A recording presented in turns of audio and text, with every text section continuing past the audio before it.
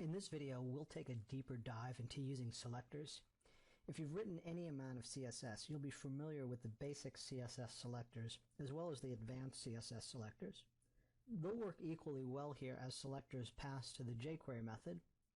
We'll also look at how to make selections using attributes and their values, and how to make selections based on an element's position. We'll wrap up the chapter by using jQuery specific selectors, so these selectors won't necessarily correspond to some of the CSS selectors that you might already be familiar with. You'll need to open up exercise_1.html, which is inside of the Chapter 5 Using Selectors directory. Below the heading in the initial paragraph, you'll see two lists followed by a button. We'll click the button to select all of the LI tags in the document based on our selector, and we'll highlight those elements with a background color of yellow. We'll finish the exercise by modifying our selector so that it only selects those LI tags that are in list number 1. Inside the source code, you'll see a script block with a document ready function, so all that we need to do now is to find the correct selector for all of the LI tags in the document, then activate the button so that when it's clicked, the selector that selected those LI elements sets their background color to yellow. So we'll start by activating the button with a CSS selector. The button is in an input tag. And if we scroll down and take a look at it, you'll see that it has an ID of select LI. So I'm going to copy that so that I can use it in my selector. Preceded, of course, by the £, because this is an ID selector. The only piece of syntax missing here is that the value of these selectors must be quoted. So I'm going to make sure I use single or double quotes around the selector, and I'll use single quotes. So we've accessed the button by way of jQuery, and now we'll invoke the click method to respond to the click of that button. And then we'll turn the background color property of the LI tag to yellow. So first we select that LI tag. To select the tag with the basic CSS selector, again, you quote it, and you just put the name of the tag. And you might be familiar with this from CSS. It's often referred to as a tag selector, and you simply use the name of the tag. And in this case, the name of the tag is LI. So now that we have the selector, we'll go ahead and set the background property using the CSS method, passing to it two arguments. The first one being the property we want to set, in this case background color, and the second argument is the value we'd like to set for that property, in this case yellow. You can proofread that quickly, and then we'll test it in the browser. We'll go ahead and click the Select LI Elements button, and we should see all of the LI elements in the document highlighted in yellow. Next, we'll move on to step 2, where we'll modify the code so that we select only those LI elements that are in the top list, or list 1. We'll return to the source code and make a simple modification. We'll go to the selector that selects all the LI tags in the document, and we'll modify the selector so that it only selects LI tags that are children of another tag. So the parent tag goes first, followed by a spacebar, and then the tag that you're trying to turn into a wrapped set. So list 1 is inside of a div tag whose ID is list 1, and the LI tags in list 2 are wrapped in a div tag whose ID is list 2. So all we need to do is invoke the proper parent here. So I'm going to copy list 1, our first list, and then modify the selector to point to that div, and there's the parent-child relationship. If you've written CSS, you're probably familiar with this selector. It's the parent tag, which is this div list 1, followed by a spacebar. Then all LI tags underneath that parent tag will be selected. So let's save, and we'll test this in the browser. We'll click the same button, but that button should only select LI elements in list 1. So that's the basic tag selector used in CSS, and as you've seen here, it's used equally well in jQuery.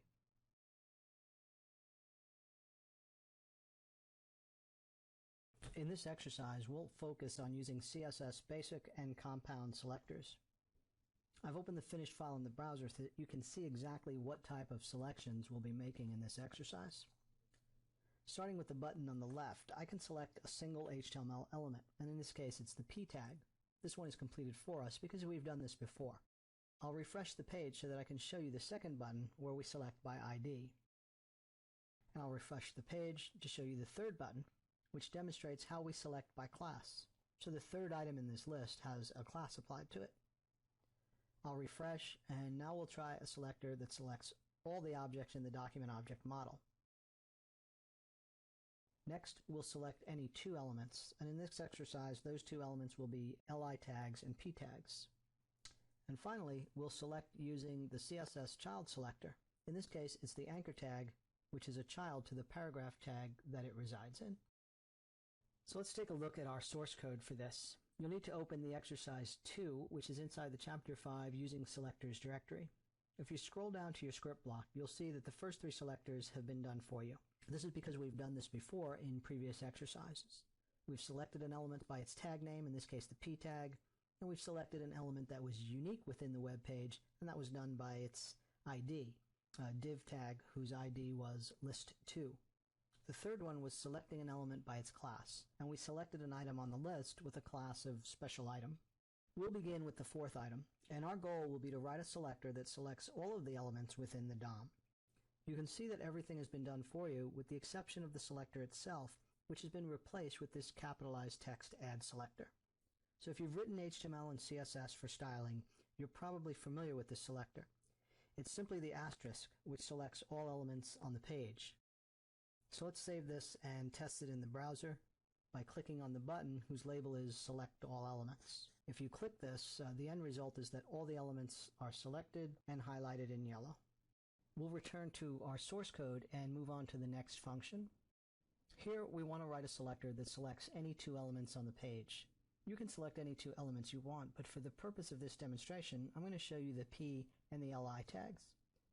So we'll replace the add selector with those tags. And the quotes are already there, but if we say p tags and li tags, the result of this spacebar between the two elements is that we'll get li tags that are children of p tags.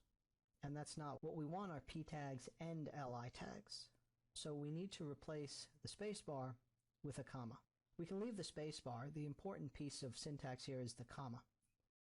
So let's test this in the browser, and you can test by clicking the button that says any two elements, and you should see that all paragraphs and all list items are selected and highlighted in yellow.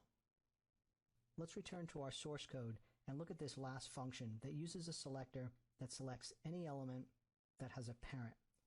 So we've chosen for this portion of the exercise this anchor tag, and you can see that it does have a parent, and its parent is a p tag. Let's head up to our jQuery, and again we'll highlight the add selector text and replace it with the p tag,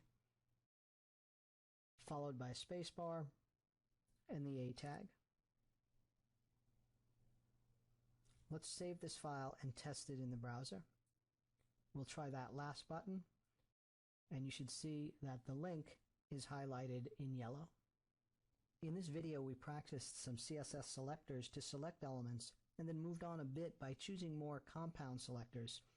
These selectors selected elements based on their parent element or their class or one or more elements, such as in the case of the p and the li tags. And we also learned how to select all of the elements in the document object model using the asterisk selector.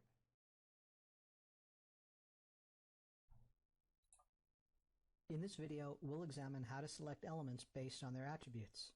I've opened the finish file so you can see the end result of our exercise. I'll begin with the button Selecting by Attribute, and you'll see that these elements were selected because they contain a specific attribute. I'll refresh the page to show you a selection based on the language, in this case, the language being Spanish.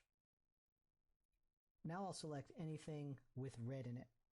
This will include this red paragraph text, as well as this inline red text, and even this paragraph because it has a background color of red. After a refresh, I'll now select hypertext links that link to PDF documents. This page has several links, but only those that link to PDFs are selected. I'll refresh the page and we'll take a look at our last selector, which is to select any element if the name contains select. Of course, the buttons are selected because they're all select elements or select tags whose type is equal to button. Let's take a look at our source code and we'll get started with these selectors. First, we'll examine the document structure.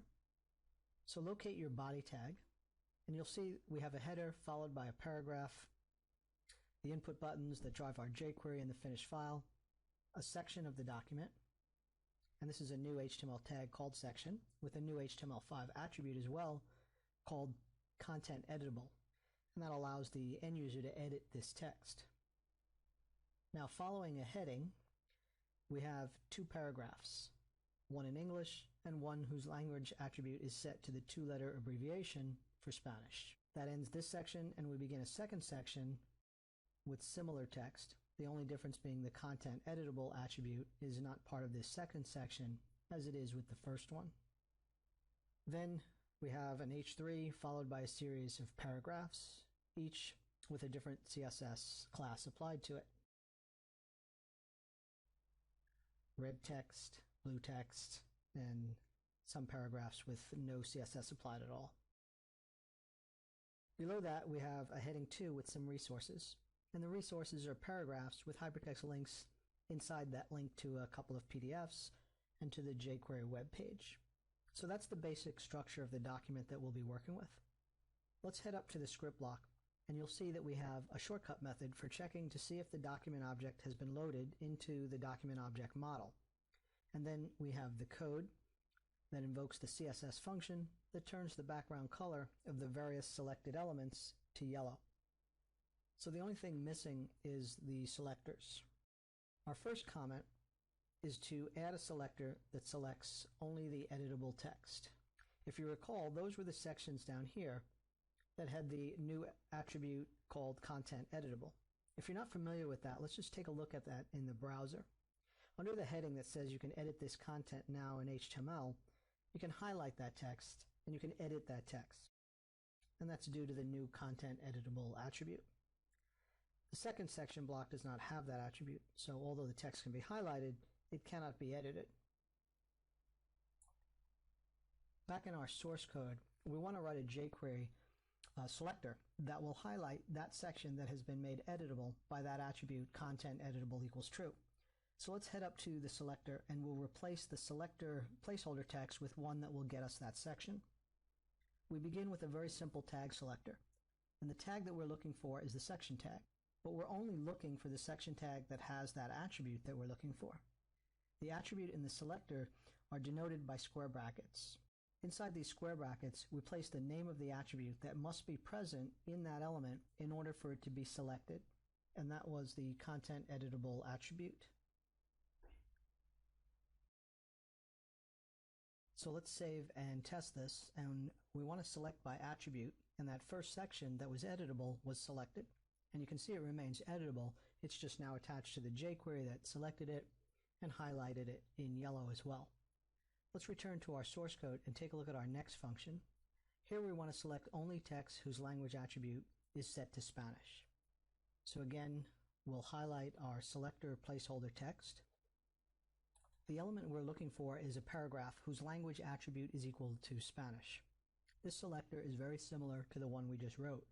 We still want a tag selector because we're still looking for p tags, but we need the square brackets to indicate that we only want p tags that have a language attribute. So we could say, get me all the p tags that have a language attribute, and that would probably work in this case, because if we look at the paragraphs, the only ones in Spanish are also the only ones that have a language attribute. But if I were to modify this one and give it a language attribute of English or some other language, then finding all the language attributes would not give us only the ones in Spanish. So in this case, where there are multiple language attributes, we want to be a bit more specific. So we're going to modify this by saying that not only do language attributes have to be present in the p tag, but they have to be equal to ES. A single equal sign will serve as our comparison operator here. Now you may be used to typing two equal signs for this, so this is only going to return paragraph tags that have language attributes that are equal to ES. Let's save this and test it in the browser. The only paragraphs we should see selected here are the 2 paragraphs that are written in Spanish. Back in our source code, we'll move on to the next function. Our goal here is to create a selector that selects only elements that have the word red somewhere in them. As you can see, we have some alternative methods here that have been commented out. So we haven't spent a lot of time on this, but the reality is that there is often more than one way to write a selector that selects the same wrapped set of elements. So in this example, we'll explore some different methods. We'll begin with a selector that looks for a class attribute, but one whose value begins with the letters RED. We start with square bracket notation, which denotes an attribute, and the attribute we're looking for is the class. But rather than say it's equal to RED, we want to use the pipe character to indicate that it begins with the letters RED. Style tag, we can see that we have 2 selectors that begin with RED. The one that begins with RED-BG and the one that begins with RED-text. So the selector should locate any elements that point to these class selectors here. Let's save our code and test this in the browser, and we'll click the button that says select anything with red in it, and you can see that it did select any element with red in it. Let's look at alternative techniques now. Let's go back to our source code, and let's comment that first selector that we just wrote and uncomment the second one, and we'll replace the add selector with another selector that will work. In the previous examples, we used the pipe character to indicate that the class attribute must contain or begin with the letters RED. In this example, we use the caret prior to the equal sign, and this stipulates that RED must be the first 3 characters of this class attribute, whereas the pipe indicated that it could have been the first 3 characters, but those characters could also have appeared anywhere, and they still would have been selected. You can save and test this file, and we'll click the same button, select anything with red in it, and we should see the same results. In this next case, the asterisk denotes all class attributes that contain the letters RED. So you can save and test this file, and you should see the same results. In the previous examples, we used selectors for the class attribute that denoted whether the attribute's value began with the letters RED or contained the characters RED. In this next selector, we're looking for the value of an attribute that ends with a particular set of characters. And for this, we locate the next function, and we'll replace the selector text with a real jQuery selector. In this case, we're going to select hypertext links that link to PDF files. So basically, we're looking for an href attribute, but it also must contain a certain value. And the value of that attribute must end with the characters .pdf. So we begin with our square bracket notation to denote an attribute. We could prefix it with a tag first. Now that's not something we did with the previous exercises because we were looking for any class in those exercises. But here we know what tag we're looking for. We're looking for A tags. And we'll also note that those A tags must have an href attribute.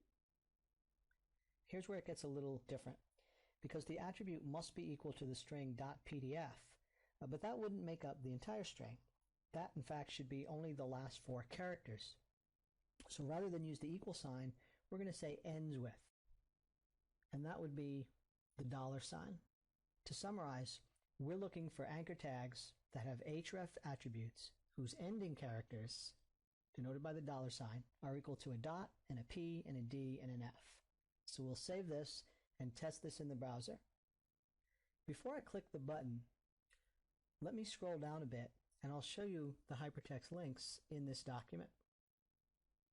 Now I'll click the button and you can see that only the links to PDF documents have been highlighted. Let's return to our source code and our very last function, which requires that we make a selector that selects only elements that have a name attribute containing the word select. And you can see all of our buttons are input tags that contain the word select. So we'll change this selector with a selector that uses the wildcard to select any tag, the square brackets to denote the existence of an attribute, and that attribute is name, and in that name attribute value anywhere by way of the wildcard equals select. So it doesn't matter if the select is at the beginning, the end, or the middle of the name. So you can proofread that code and then you can save and test it in the browser. In this exercise, we learned how to use jQuery selectors to select elements based on the existence of attributes or the specific values of those attributes within our web page. In this video, we'll examine how to make selections based on an element's position within the web page. You'll need to open up exercise_4.html, which is inside the Chapter 5 Using Selectors directory. I've opened the finished file in the web browser, and you can see that it's similar to the starter file in the sense that it has some paragraphs describing how to select an element by position, followed by this table that also indicates the different selectors and some examples of using those selectors. So we've used the asterisk before, and that selects any element. We've also selected an element by its name by simply passing the name of the element as the selector. We've passed a few selectors in by way of their relationship to having parents or being a child of a particular tag. In this case, anchor tags that are children of p tags, and here TD tags that are children of TR tags. We've also seen specific selectors, including the greater than sign, that indicates that in this case the TD has to be a direct child of the TR tag. Whereas here, any A tag, regardless of its position below the P tag, is selected. So one or more levels below the P does not have to be a direct child. That's indicated by a simple space bar between the two elements, as opposed to the greater than sign, which reflects a direct relationship, parent to first child. So the chart continues with some more sophisticated selectors and some examples, some of which we've already used. In this exercise, however, we're going to select the element based on its position to surrounding elements. So in this example, I've got a series of buttons down at the bottom. You can see that I can select an immediate child of the P tag. So here we'll take a closer look at that when we perform this exercise and see why this is selected.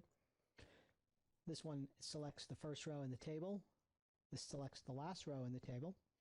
So here again, we're just selecting these TR tags based on their position. Select odd rows, select even rows, and I think I'll go ahead and refresh the page right now so I can show you that we can select only child of the first paragraph. That takes us back here, just like the first button did for the immediate child of a paragraph tag. And our last button will be to create a selector that selects the fifth row in the table. I'm back in the source code now, and we're looking at our first function in the script block, where we want to write a selector that selects an EM element that's the first child of a P element. So you may recall from the finished file where that appeared, but we'll look at it now in the document. So here's our opening body tag, followed by the main header and a paragraph. Inside that paragraph, you'll see our first instance of an EM tag surrounding the words "for example." So we want a selector that will go ahead and select that EM element because it's the first child of a P element. So once again, the majority of the code's been created for you. We just need to come up with the proper selector. So let's highlight the add selector comment and replace it with the tag that we're looking for. So we are looking for a P tag, but that's not really the ultimate tag we're looking for. We're of course looking for an EM element. But since this lesson is about finding a tag based on its position within the document, we're going to reference that P element because our EM needs to be a child of that PM. Not only that, it needs to be the first child of that. So normally we might just say, give us an M tag whose parent is a P, but because we need to be specific, we're going to choose first in front of that. So we want the first instance of the P tag. And then we want a direct child, and we've seen that in the chart earlier being accessed by way of the greater than symbol. So our selector looks like that. We want the first P tag in the document whose child element is an EM tag. So let's go ahead and save this and run it in the browser and see what we get.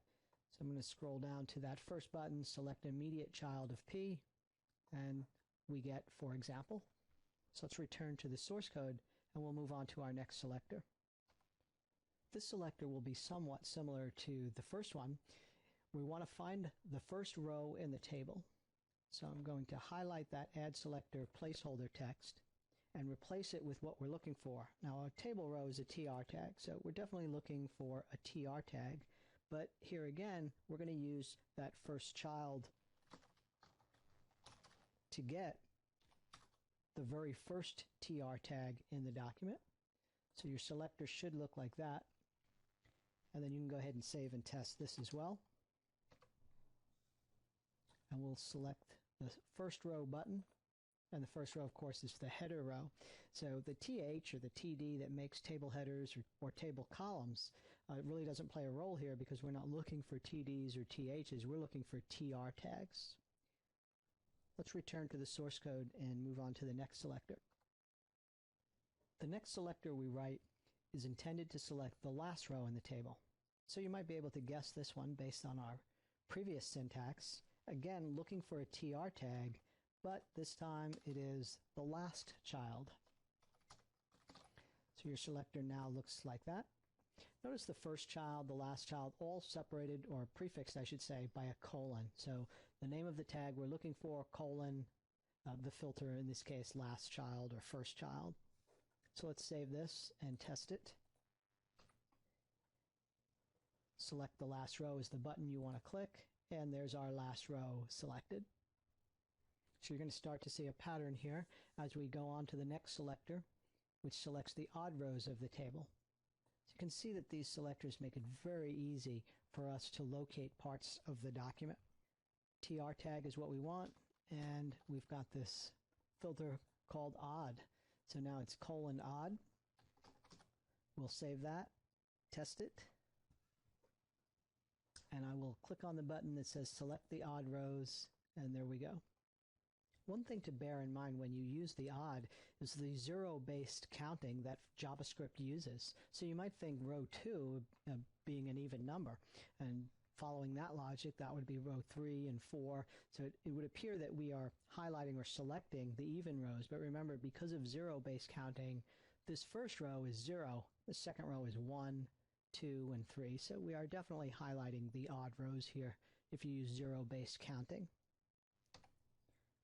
Back inside of our source code, you'll see that we're going to use a very similar function here to get the even rows. So we'll highlight once again the add selector placeholder text and type in the name of the tag that we're trying to select, which is TRs again, but this time TR tags whose index number is an even number.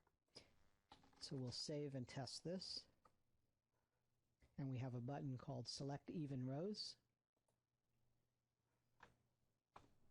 And it's interesting to note that the index number here is 0, but it does get selected with even. And of course that's 1, 2, 3, 4, and you can see 2 and 4 clearly highlighted. But the interesting notation here is that the 0 index is highlighted as well. Back in our source code, we're going to make a very similar selection to our first one in that we want to select an M element that's a child of P, but it has to be the only child of P. So that's the distinction here that we're making from the first time we selected this emphasis tag or EM tag that was a child of a P tag. So we'll highlight our placeholder text and we'll place the context, so to speak, in other words, the parent tag P and the child tag M, but we've learned previously that this would select all M tags one or more levels below P, and we need to get a lot more specific than that. So the M tag needs a stipulation that it be the only child of its parent, and that's that P tag parent. So let's save this and test it. And that button is select the only child of the first paragraph. So we'll go ahead and select that, and if you scroll up you can see that there's only one EM tag in this paragraph. Now there's an EM tag in this paragraph, you can tell it's italicized, but there's another one over here. So this one, neither of these really are the only child called EM of the parent tag paragraph. So this is the only one that gets highlighted in this case. Back in our source code, the last selector that we want to create is one that selects the fifth row in the table. So we'll highlight our placeholder text. And once again, the tag we're trying to select here is a TR tag. And we're going to use a technique called the nth child. So it is the nth child to which you pass the index number of that child. So we want the fifth row, so we're going to go ahead and place 5 in there, and let's see what we get. We'll save this, test it in the browser. That's the last button here that says select the fifth row. Now you may have already noticed that this worked, but you may not have expected it to work based on our zero-based counting discussion that we had earlier. But you can see that this is row 1, 2, 3, 4, and 5. So when we use this method, it actually retrieves the number based on normal ordinal counting of 1, 2, 3, 4, and so forth. So I encourage you to examine the chart here in more detail and use some of the other selectors that we may not have used at this point to experiment with how these selectors work based on the element that you're looking for and its location within not only the entire document but within its surrounding elements.